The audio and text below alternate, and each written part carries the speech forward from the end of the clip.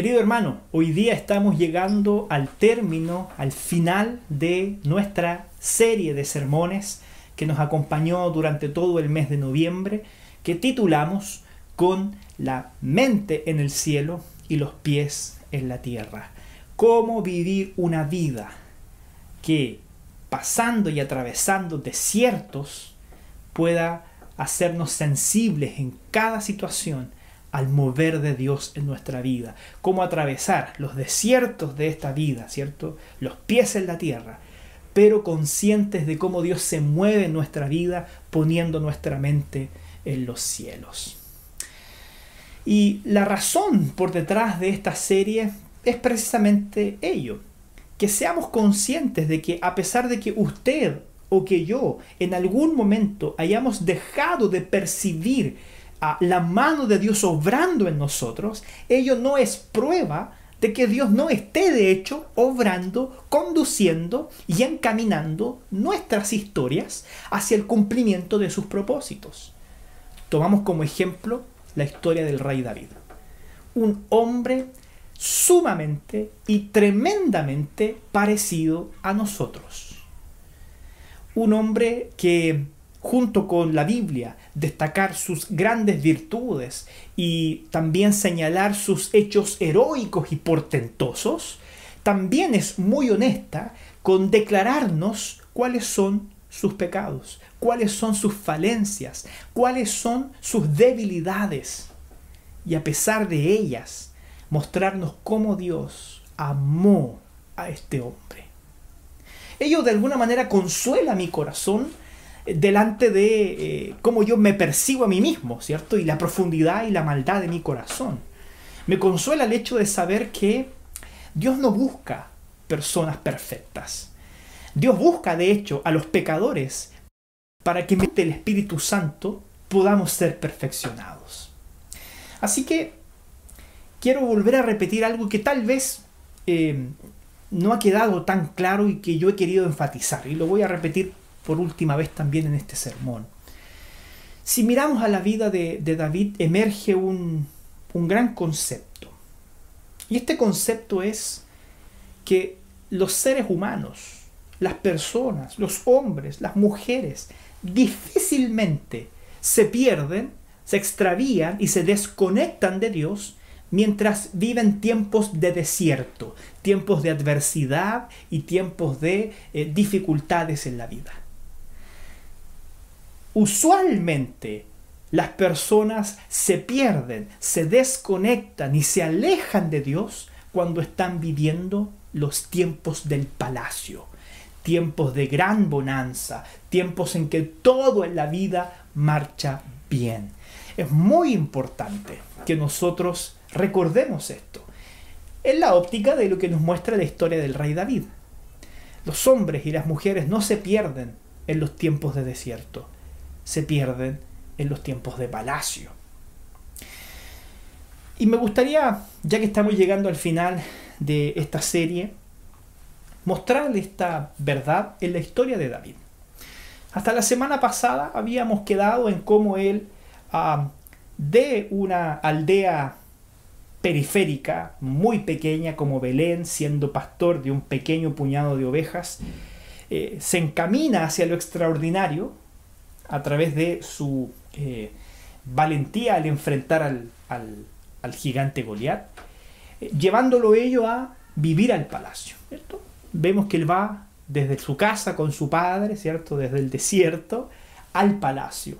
Estando en el palacio, los celos de Saúl hacen que David, que rápidamente ascendió hasta llegar a ser el comandante de los ejércitos de Saúl, tuviera que huir al desierto. Desierto que duró 8 años, desierto que duró bastante tiempo, para que, durante ese tiempo el Señor confirmara que había elegido a David como el rey de Israel y habiendo desechado a Saúl. En ese periodo muere Saúl, mueren los herederos al trono, como lo eran Jonatán e Isboset, y finalmente David es reconocido como el rey sobre Israel. Y nuevamente vemos que él pasa del desierto, de ser un forajido, al palacio. Y estando nuevamente en el palacio, él busca reconectarse no solamente de manera personal, sino que busca reconectar a Israel con Dios, rescatando la importancia y la centralidad de un objeto que representaba para ellos la presencia de Dios, como lo era el Arca del Pacto. Y ahí hablamos acerca de esta historia de Usa y Ahío, que con un irreverente corazón trasladan de mala forma el arca, y eso genera la muerte de Usa. En contraposición de lo que pasó en la casa del sacerdote, ¿cierto? Obed-Edom, ¿cierto? Que reciben el arca y la resguardan con reverencia en su corazón, y el Señor añade bendición sobre ese hogar y sobre esa familia. Hasta ahí quedamos la semana pasada. Entonces, ahora quiero que me acompañen brevemente en un pequeño resumen de los acontecimientos posteriores para ir ya casi al final del segundo libro de Samuel, para hablar sobre un hermoso texto, un salmo que él escribió, que lo escribió un poco rememorando, ¿cierto? Estos tiempos de desierto y de palacio, ¿cierto? Yo ya se lo mencioné, del desierto al palacio, del palacio al desierto, del desierto al palacio, y eso continúa, ¿eh? Por eso, la vida de David se parece mucho a la nuestra. Es muy similar a nuestra vida. Mire, en 1 Samuel 11, después de que David llega al palacio nuevamente, ¿dónde se perdió David? En el palacio, ¿cierto? Se puso ocioso y un día se levantó más allá del mediodía, no tenía nada más que hacer, a pesar de que sus ejércitos estaban batallando en el campo, pero no estaba muy interesado en participar de ello, así que sale a su balcón, ¿cierto? Pide un jugo de naranja y a lo lejos ve a una mujer que se estaba bañando, y su corazón y mente empezaron a maquinar rápidamente en pecado, y bueno, todos conocemos la historia. Esa mujer era Betsabé, con quien terminó el rey David adulterando. Y la cosa se pone peor, porque en el primer libro de Samuel, en el capítulo 11, se nos relata esta historia de este pecado que para muchos es calificado como el pecado más grotesco de David, y posteriormente cómo él intenta encubrirlo, hasta que finalmente en su entenebrecido corazón él termina incluso maquinando la muerte del esposo de Betsabé, que era Urías. El Señor perdona a David de ese pecado. Manda al profeta Natán para zamarrear ahí a David. David reconoce su pecado. Ahí escribe el Salmo 51, que es un salmo de confesión maravilloso. Y yo se lo dije la semana pasada. Por causa del pecado de David con Betsabé, una de las principales consecuencias que él arrastró es que él nunca volvió a tener paz en su casa. Él nunca volvió a tener paz en su hogar. Porque si vamos al primer libro de Samuel, en el capítulo 13, se nos relata otro evento desértico en la vida de David, que es el estupro de Tamar a manos de su medio hermano Amnón. Y esto es si usted lee la historia, es una tragedia familiar. Y lo que vamos viendo es que si bien David era un gran rey, un gran comandante de los ejércitos, David era un pésimo padre. No sé si alguna vez usted lo había notado. David era un gran rey, un gran estratega, un tremendo general y capitán de sus ejércitos, pero era un pésimo padre, un padre ausente, un padre ignorador. Prueba de ello es que uno de sus propios hijos termina abusando sexualmente de una de sus hijas. Este estupro que sufrió Tamar a manos de su medio hermano Amnón. Bueno, por eso David se parece tanto a nosotros también, ¿eh? Porque David representa a tantas personas que tienen éxito en la vida laboral, que son altamente admirados por sus competencias en el mundo del trabajo, pero son completamente fracasados en lo que respecta al cuidado de sus familias. Son personas exitosas laboralmente, son personas exitosas en el mundo del trabajo, pero que en la casa son unos fracasados, porque no son capaces de cuidar de su cónyuge y no son capaces de cuidar de sus hijos. Y estoy hablando de hombres y mujeres. Sucede que el otro hijo de David, Absalón, en el capítulo 13 del primer libro de Samuel, él termina tomando venganza por lo que había sucedido con su hermana Tamar. Tamar y Absalón eran hermanos, del mismo padre y de la misma madre. Amnón era medio hermano, ¿cierto? Era solamente hijo de David. Entonces Tamar, como era la hermana de Absalón, y Absalón se entera de lo que Amnón había hecho, hace que Absalón tome una reacción muy violenta, ¿ya? Absalón lo que hace es un día invitar a todos sus hermanos y medios hermanos, es decir, a todos los hijos del rey David, a una fiesta. Vamos a hacer un asado, vamos a celebrar, vamos a tomar una cerveza, así que vengan aquí y compartamos un rato. Y Absalón había de alguna manera maquinado esa fiesta para echar mano sobre Amnón y matarlo por causa de la afrenta que había, del acto inapropiado que había tenido con su hermana Tamar. Entonces, una nueva tragedia impacta a la familia de David. Otra tragedia impacta a la familia real. Y por detrás de las acciones individuales, de las que cada quien tiene que hacerse responsable, porque Amnón fue culpable de violar a su hermana, Absalón fue culpable de matar a su hermano por causa de la violación, ¿cierto? Como un acto de venganza. Por detrás de esto hay otro culpable. Hay otro culpable que es el rey David, que fracasó en su propósito de tener una familia conectada con Dios. Por eso David se parece tanto a nosotros. Y el tema es que eso no termina ahí. Cuando el rey David se entera de lo que Absalón había hecho, él tiene que huir de Jerusalén. Él huye de Jerusalén. Y él pasa 3 años fuera de Jerusalén. Él pasa 3 años lejos de su familia. Luego de 3 años, David consiente en perdonar a su hijo. Okay. Vamos a perdonar a Absalón. Y manda a alguien a que le diga que puede volver. Que puede volver. Y cuando él regresa a su casa, durante los próximos 2 años, dice la Biblia, que David y Absalón no se hablaban. David perdonó, entre comillas, a su hijo Absalón. Le dijo, ya puedes volver a casa, pero no te voy a hablar en 2 años. No sé si usted se da cuenta, junto conmigo, por qué yo digo con tanta vehemencia que David era un pésimo padre.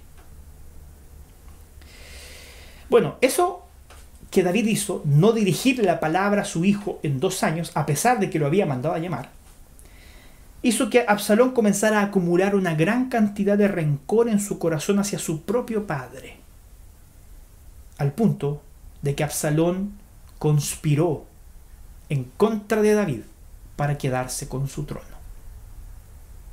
Ya usted me va entendiendo por qué yo digo que después del adulterio de David, Dios lo perdonó, pero las consecuencias familiares fueron profundas y tremendas. Nunca volvió a tener paz en su familia. Y el capítulo 15 del primer libro de Samuel nos relata la rebelión de Absalón contra David.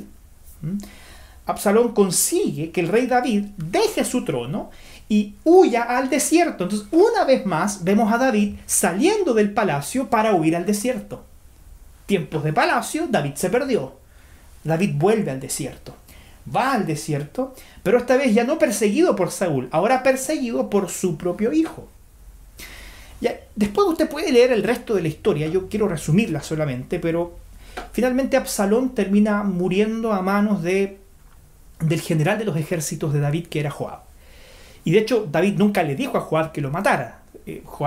David le dice a Joab, anda y busca a mi hijo. Pero Joab desobedece y lo mata a sangre fría. Y David lamenta esa situación. Luego, en primero de Samuel 20, cuando termina la rebelión de Absalón hacia su padre David con la muerte de Absalón, poco después David tiene que volver a enfrentar otra rebelión, ¿sí? Pero esta vez ya no dirigida por su hijo Absalón, sino que ahora dirigido y liderada por un personaje que se llama Seba. Y ahí usted puede buscar después y leer esa historia en el capítulo 20 de primero de Samuel. Y la cosa no termina ahí. Después que él se sobrepone a esta segunda sublevación, en el capítulo 21 del primer libro de Samuel, tiene que terminar enfrentando una nueva guerra contra los ejércitos de los filisteos. Sale victorioso, pero ustedes saben los costos que tiene una guerra para una nación. Entonces, para quienes me han acompañado a lo largo de todos estos domingos en la serie, tal vez habrán notado que la vida pública de David comienza en el primer libro de Samuel, en el capítulo 17. Y comienza su vida pública cuando él enfrenta a los filisteos, sobre todo a Goliat. Y la vida pública de David termina en el segundo libro de Samuel, que me parece que he dicho todo el rato primero de Samuel cuando ha debido ser segundo de Samuel. Haga la transformación ahí en su mente. La vida pública de David termina enfrentando a los filisteos en el capítulo 21 del segundo libro de Samuel. Después de eso viene el capítulo 22, en donde vamos a encontrar un salmo que David escribió. Este salmo escrito por David es, en esta parte de la historia, de su propia historia, es muy similar al Salmo 18. Usted después puede cotejarlos. Solamente tiene algunas palabras y algunos conceptos o ideas diferentes, pero en la práctica es el mismo salmo. Y al leer este salmo podemos encontrar algo sumamente revelador. Porque si leemos estas palabras de manera tal vez superficial, podríamos llegar a creer que este salmo habla acerca de los hechos portentosos del rey David. Pero en realidad eso sería un error, porque este salmo, escrito por David, en realidad relata los hechos de Dios en favor de David. Y de este texto del capítulo 22 del segundo libro de Samuel es que vamos a desprender algunos principios. Principios que están relacionados a lo que David hizo en este salmo y que es el título de este sermón. Lo que hace David en este texto es aprender a percibir el mover de Dios en su vida, ya sea en tiempos de palacio o ya sea en tiempos de desierto, reconociendo las señales de la gracia. Así se llama este sermón. Reconocer las señales de la gracia a lo largo de toda nuestra vida. Eso es lo que hace David. Y vamos a analizar 4 bloques de este salmo que de alguna manera nos ayudan a entender el propósito que hay por detrás de él. Pero antes de eso, déjeme contextualizar con el verso 1 de este capítulo. Dice: habló David a Jehová las palabras de este cántico el día que Jehová le había librado de la mano de todos sus enemigos y de la mano de Saúl. Perciba que el propio David reconoce que si fue librado de la mano de sus enemigos, de los filisteos, de Saúl, de Absalón, de Seba, fue porque Dios había estado con él. Y no porque necesariamente él fuera un gran líder y un gran comandante, que de hecho lo era, pero el mérito no está en sus virtudes, el mérito está en que Dios estuvo acompañándole a lo largo de toda su vida, ya sea en los tiempos de palacio y en los tiempos de desierto. Dios siempre fue moviendo la historia de David en función del cumplimiento de sus propósitos, y David fue consciente de eso. Fue consciente que Dios era aquel que estaba orquestando una gran sinfonía con su vida. Por lo tanto, no fue David aquel que se salvó a sí mismo, sino que fue Dios aquel que le dio la victoria sobre los tiempos de desierto. ¿Y qué vemos en este salmo? Son 4 bloques, le dije yo, ¿cierto? El primero es una declaración de confianza. ¿Y por qué es una declaración de confianza? Porque cuando David mira hacia atrás a su historia y ve todo lo que el Señor había hecho en su vida, al librarlo, cierto, de tantas batallas, no tiene más remedio que reconocer y decir esto: Jehová es mi roca y mi fortaleza y mi libertador. Dios mío, fortaleza mía, en Él confiaré, mi escudo y el fuerte de mi salvación, mi alto refugio, Salvador mío. De violencia me libraste, invocaré a Jehová, quien es digno de ser alabado, y seré salvo de mis enemigos. Es una declaración de confianza. Porque tal vez si David tuviera que darle un título a su historia, contada, ¿cierto?, desde el capítulo 17 de 1 de Samuel hasta el capítulo 22 o 21, su vida pública, del segundo libro de Samuel, lo que vemos es que esta historia podría tener como título que David confiaba en los cuidados del Señor. Y Él puede contarnos un sinnúmero de ocasiones en las que clamó a Dios y fue salvado. Sin número de ocasiones en las que Él clamó a Dios y fue salvado. Por esta razón es que vemos que el segundo bloque de este salmo nos presenta una situación de crisis en particular, que resume lo acontecido en la vida de David en muchas ocasiones. De su declaración de confianza, David pasa ahora a una situación de crisis que refleja su confianza en medio de los tiempos de desierto. Versículos del 5 al 7. Dice: me rodearon ondas de muerte y torrentes de perversidad me atemorizaron. Ligaduras del Seol me rodearon, tendieron sobre mí lazos de muerte. En mi angustia invoqué a Jehová y clamé a mi Dios. Él oyó mi voz desde su templo y mi clamor llegó a sus oídos. Hermanos, David reconoce que las dificultades en su vida fueron tremendamente abrumadoras, al punto incluso de perder cualquier tipo de control sobre las circunstancias. Pero en el verso 7 de este pasaje que acabamos de leer, David dice que en medio de esa angustia, él clamó a Dios y Dios le escuchó. Él llamó la atención de Dios y Dios le atendió. Por lo tanto, hermano, mire, yo no sé necesariamente cuál es su condición hoy día, pero tal vez todos nosotros o algunos de nosotros ya hemos experimentado adversidades tan profundas como las de David, que generaron en nosotros un sentimiento tan intenso como lo vemos reflejado en David al expresar estas palabras en este texto. Sentimientos que producen en nuestra boca un sabor a muerte. Sentimientos que producen en nosotros un sentido de no tener escapatoria. Circunstancias tan abrumadoras que obscurecen nuestro corazón, obscurecen nuestro juicio. ¿Y sabe qué? ¿Sabe cómo lidió David en medio de esta situación? Clamando al Señor. David clamó al Señor, clamó para exponer su queja delante del Señor. Porque David sentía que en muchas ocasiones el agua le estaba incluso superando el cuello. ¿Cuántas veces, querido hermano, tal vez usted ahí en su hogar no se ha sentido de la misma manera? No ha sentido circunstancias tan abrumadoras que pareciera ser que el agua ya no le llega al cuello, que ya de hecho incluso superó su cabeza y se está asfixiando y pareciera ser que ya no hay escapatoria.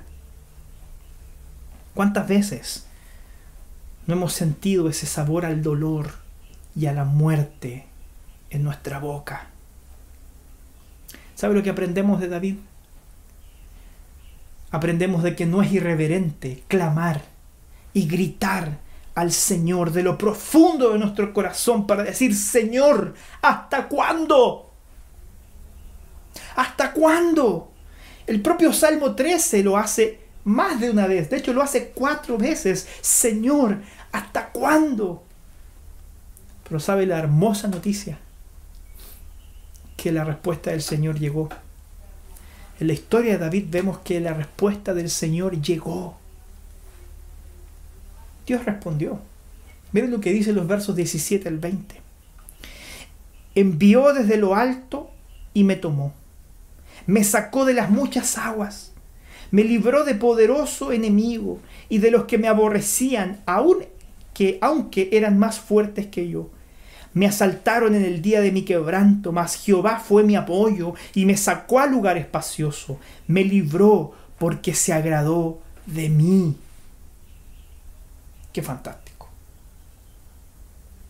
David señala en este texto que la ayuda del Señor llegó en el momento en que sus propias fuerzas eran insuficientes para salvarlo a sí mismo.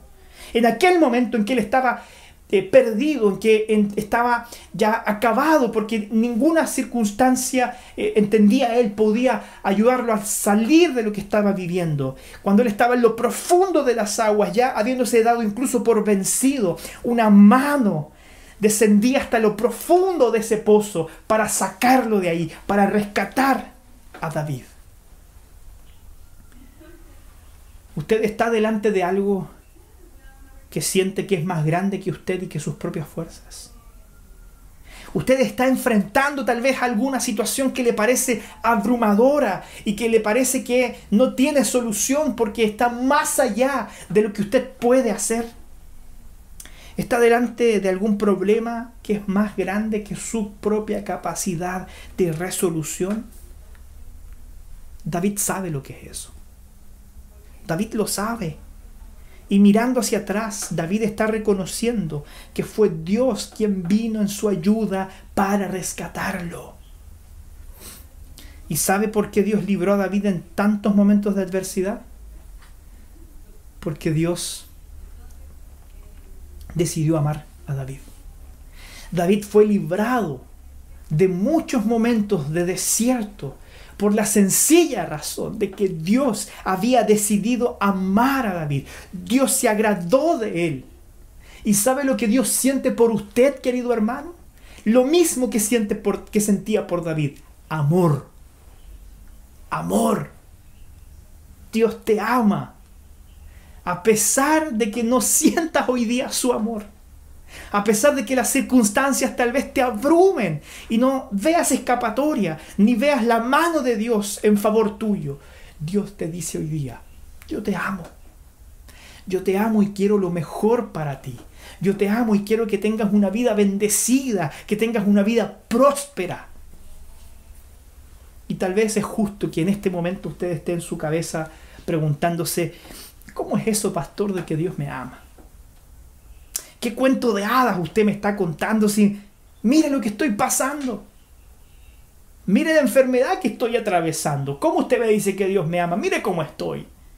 Mire mi cuenta bancaria, está vacía. ¿Cómo usted dice que Dios me ama si no tengo sustento? Mire los problemas que estoy enfrentando en mi familia. Mire los problemas que estoy teniendo con mi esposo o con mi esposa. Mire los problemas que estoy teniendo con mi hijo. Y usted viene a decirme que Dios me ama. Tal vez es justo que usted pueda pensar eso. Pero yo quiero hacerle un par de preguntas. ¿Acaso la historia de David no tuvo todo eso también? ¿Acaso la historia de David no tuvo también problemas matrimoniales? ¿Acaso la historia de David también no tuvo problemas con sus hijos que se rebelaron en su contra? ¿Acaso la historia de David no vemos que él tuvo que dejar el palacio para irse al desierto? No sé, se lo pongo en palabras más prácticas. ¿No pasó David de vestir ropa de marca a comprarse ropa en la tienda americana? ¿No tuvo David que dejar de comer sushi para empezar a comer mortadela? ¿Acaso David no pasó también por todo aquello que muchos de nosotros también hemos pasado? ¿Acaso David no tuvo que lamentar la muerte de amigos cercanos? ¿Acaso David no tuvo que lamentar la muerte de parientes? ¿Sabe qué? ¿Acaso David no tuvo que soportar la muerte de un propio hijo suyo?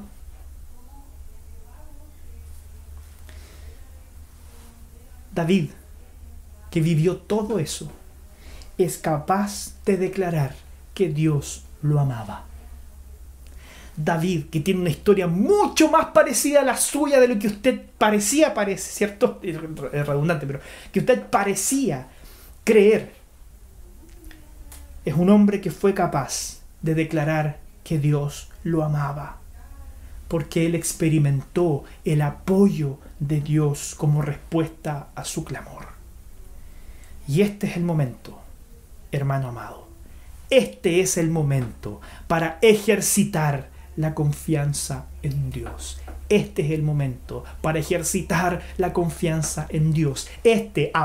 Hoy es el momento para ejercitar su confianza en Dios.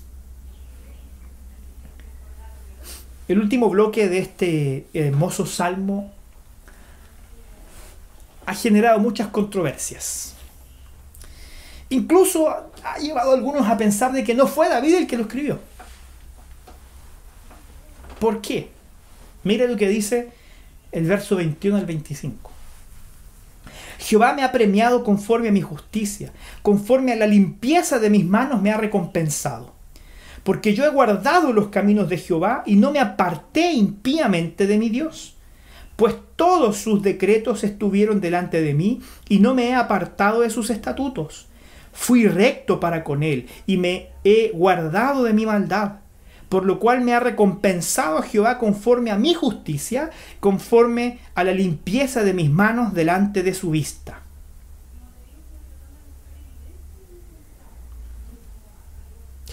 ¿No le hace quedar un poco pasmado leer este texto? O tal vez me pasa a mí nomás, no sé. Pero yo leo estas palabras en David y dice, ¿es David el que está hablando y está diciendo esto? No sé. Si me pregunta a mí, mi primera respuesta muy humana es decir, bueno, David se pasa para ser sinvergüenza entonces. ¿Ah? ¿Cómo se le ocurre escribir que él nunca se apartó de las manos del Señor, él nunca se apartó de los estatutos, ¿cierto? Es como para quedar mirando a David pensando, ay, este se olvidó de lo que hizo con Betsabé. ¿Ah? ¿Te olvidaste de lo que le hiciste a Urías? ¿Te olvidaste de los condoros que te mandaste con tus hijos y mira la escoba que quedó? No sé si usted coincide conmigo, pero por eso hay muchas personas que dudan que David haya escrito, de hecho, esta porción bíblica, porque no puede ser David diciendo eso de sí mismo, porque bueno, en realidad las alternativas para explicar esto son, primero, o David se volvió loco y perdió la noción de todo lo que había hecho en el pasado, o era un tipo sin capacidad de autocrítica, un tipo tan soberbio que no era capaz de reconocer los tremendos errores que incluso un profeta tuvo que ir a encararlo a su propia casa para decirle, oye, despierta, mira el tamaño error que cometiste. Sin embargo, creo que la respuesta más apropiada al contexto de esta historia es que David entendió lo que es el perdón de Dios mejor que todos los que estamos en este mismo momento conectados juntos. Si juntáramos la comprensión de todos los que estamos conectados a esta transmisión respecto del perdón de Dios y lo sumáramos y lo comparáramos a la comprensión que David tenía del perdón de Dios, David nos gana a todos juntos. Porque no hay otra manera de explicar por qué él escribe estas palabras que escribió. Y se lo quiero explicar con otro salmo de David, que lo vamos a leer rápidamente, ¿ya? Porque la manera en que David percibe el perdón de Dios es un escándalo ciertamente para los religiosos que creen que todo depende de sus esfuerzos y hacen gala de su moral superior al momento de cumplir las reglas. Para explicar lo que escribió David, mire lo que dice el Salmo 32. Bienaventurado aquel cuya transgresión ha sido perdonada y cubierto su pecado. Bienaventurado el hombre a quien Jehová no culpa de iniquidad y en cuyo espíritu no hay engaño. En este primer verso del del Salmo 32 tenemos dos paralelismos sinónimos similares. El primero establece una bienaventuranza sobre aquellos que el Señor perdona sus pecados. ¿Sí? Eso está claro. El segundo es muy interesante porque establece una bienaventuranza sobre aquellos a quienes el Señor ya no los culpa de su pecado. Y el paralelismo lo que hace es ampliar el significado de un texto, diciendo que en quien no hay engaño es aquel a quien Dios no lo culpa de su pecado. Es decir, aquel a quien el Señor perdona, el hecho de que diga que no tiene pecado no lo hace ser hipócrita. Porque dice el texto, en su espíritu no hay engaño. O sea, no nos engañamos al decir que si fuimos perdonados por Dios, somos justos. No hay pecado en decir eso. No hay hipocresía en decir eso. Porque el verso 5 dice, mi pecado te declaré y no encubrí mi iniquidad. Dije, confesaré mis transgresiones a Jehová y tú perdonaste la maldad de mi pecado. Hermanos, no ser hipócrita es haber reconocido y declarado delante del Señor nuestros pecados. Podemos decir muchas cosas de David, ¿sí? Podemos aquí poner a un lado toda la lista de pecados y defectos que son fácilmente identificables en la vida de David porque saltan a la vista. Pero hay algo que David no era. Hay algo de lo cual David nunca podría ser acusado. Y eso es ser hipócrita.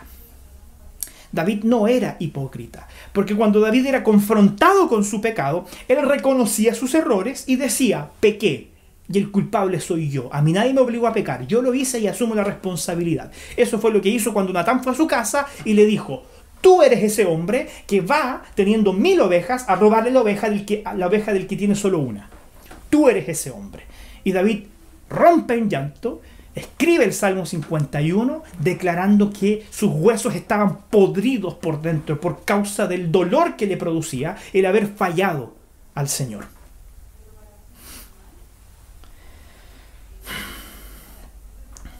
Esto quiere decir que el Señor, hermanos, después de que nos hemos arrepentido, después de que nos hemos confesado, después de que hemos reconocido nuestras culpas, derrama su gracia sobre nosotros para perdonarnos y quitar de nosotros esa pesada carga, poniéndola y depositándola sobre los hombros de Cristo Jesús, quien perdonó y pagó por esos pecados cuando murió en aquella cruz por ti y por mí.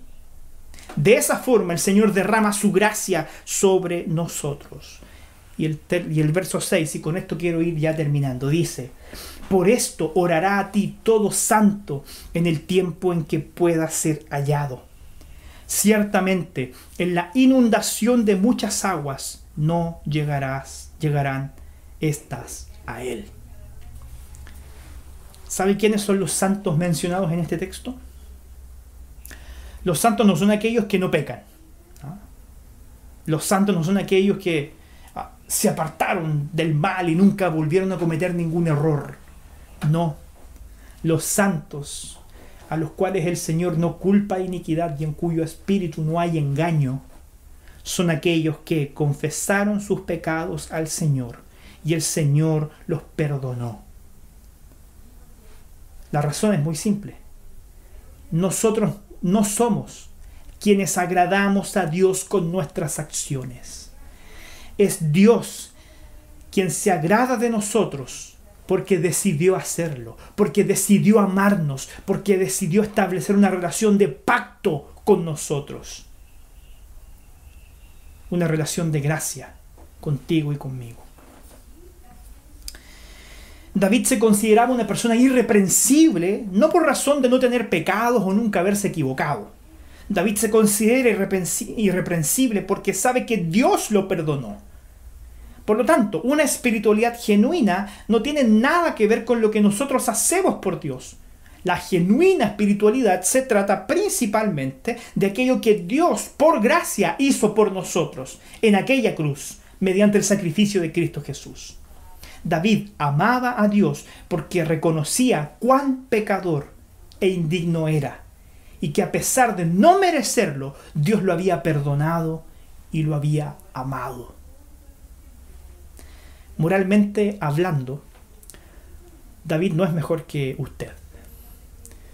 Moralmente hablando, David no es mejor que yo. podría decir, bueno, soy mejor que David. No.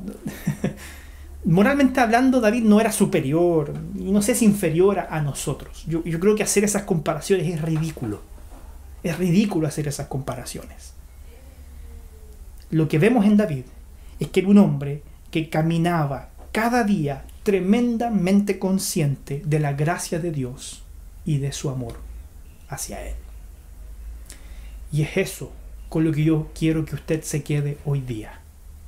Su vida puede ser de desiertos y de palacios.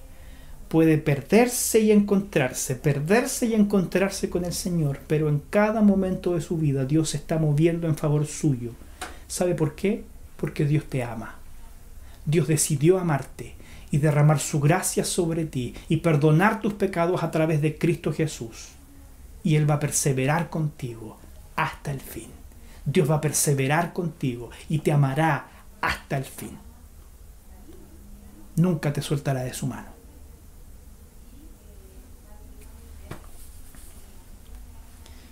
Quiero dejarle 3 desafíos para pensar y practicar. Primero, ¿qué ves en tu pasado? ¿Las historias de tus actos por Dios o la historia de los actos de Dios por ti? Déjame decirte que debes preocuparte si solo ves lo que tú has intentado hacer por Dios. Porque si solo ves lo que tú has intentado hacer por Dios, déjame decirte que estás viviendo una vida religiosa. Mira los hechos de Dios en tu vida, porque esa perspectiva puede cambiar tu vida. Segundo, ¿existe algún tipo de culpa que te impida verte a ti mismo como una persona justa y recta de corazón delante de Dios? Quiero dejar esto muy en claro. Hoy hay cristianos que metieron la pata. Hoy hay personas que metieron la pata y piensan que el perdón de Dios es como el perdón que David tuvo con su hijo Absalón. ¿Ah? No, si lo perdono, que vuelva, pero no le quiero hablar, no quiero saber nada de él. Algunos piensan que el perdón de Dios es como el perdón de los hombres, es como el perdón de David con su hijo Absalón. ¿Ya? Pero no es ligeramente similar a ello. Dios quiere restituir su relación contigo de manera plena. Y no basta con solo saber en nuestra mente que Dios es un Dios lleno de gracia, sino también hay que acoger esa verdad en nuestro corazón y creer en el hecho de que Dios nos perdonó y nuestros pecados fueron lanzados a lo profundo del mar. Hoy día, si confesaste tus pecados, Dios te perdonó y eres irreprensible por causa de lo que Jesús hizo en la cruz, por ti y por mí. Punto final. Esa es la historia. No hay nada más que añadir. Tercero, viva cada día consciente de que la gracia es la base en la cual Dios se relaciona contigo. Y que sea esta gracia, hermano, la que te transforme día a día. Porque cuanto más mires tu vida con honestidad, reconociendo tus falencias, reconociendo tus pecados y apropiándote de manera más profunda del amor de Dios, entonces más motivado te sentirás a poder ser transformado por el Espíritu Santo para ser un mejor hijo de Dios, para su gloria. Te invito a que inclines tu rostro y me acompañes en esta oración final.